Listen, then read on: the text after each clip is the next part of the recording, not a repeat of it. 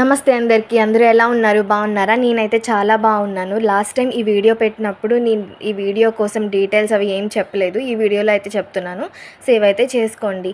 ఈ temple name వచ్చేసి వైకుంఠగిరి temple. ఈ టెంపుల్ ఎగ్జాక్ట్గా మనకి వైజాగ్ నుంచి 60 to 65 కిలోమీటర్స్ ఉంటుంది. అక్కడి నుంచి ఘాటి అయితే 18 కిలోమీటర్స్. చాలా బాగుంది టెంపుల్ అయితే. మేమైతే 6:30కి అలాగా స్టార్ట్ అయ్యాము ఎర్లీ మార్నింగ్. చాలా బ్యూటిఫుల్గా ఉంది. అక్కడ లొకేషన్స్ కానీ వెదర్ కానీ మేము వెళ్ళేసరికి చాలా బ్యూటిఫుల్గా ఉంది. మేమైతే బాగా ఎంజాయ్ చేసాము వెళ్ళేటప్పుడు. అది కూడా మేమైతే 5 మెంబర్స్ వెళ్ళాము. బాగా ఎంజాయ్ చేసాం కబుర్లు అవి చెప్పుకుంటూ అలాగా. చూస్తున్నారు కదా. ఇది ఎక్కడ అంటే మనకు అరకు వెళ్ళే దారిలో కాశీపట్నం అనేది ఒక ఊరు వస్తుంది. అక్కడి నుంచి మనం రైట్ అనేది తీసుకుంటే అక్కడి నుంచి 18 కిలోమీటర్స్ అయితే ఉందన్నమాట మనకి వైకుంఠగిరి టెంపుల్. ఈ 18 కిలోమీటర్స్ కూడా ఘాటీని చాలా జాగ్రత్తగా చూసుకుంటూ వెళ్ళాలి. మేమైతే చాలా జాగ్రత్తగా వెళ్ళాము. మాకైతే 2.5 hours అయితే పట్టింది ఇంటి దగ్గరికి రావడానికి.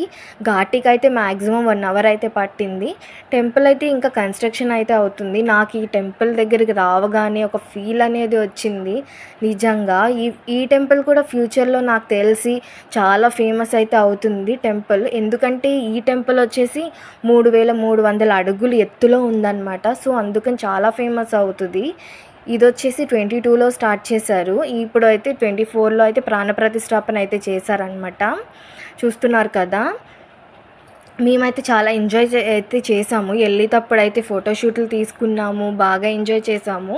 కస్టర్డ్ యాపిల్ ట్రీస్ కూడా ఉన్నాయి. సీతాఫలపు చెట్లు అవన్నీ కోసుకొని బాగా ఎంజాయ్ అయితే చేసామన్నమాట మేము చాలా సరదాగా.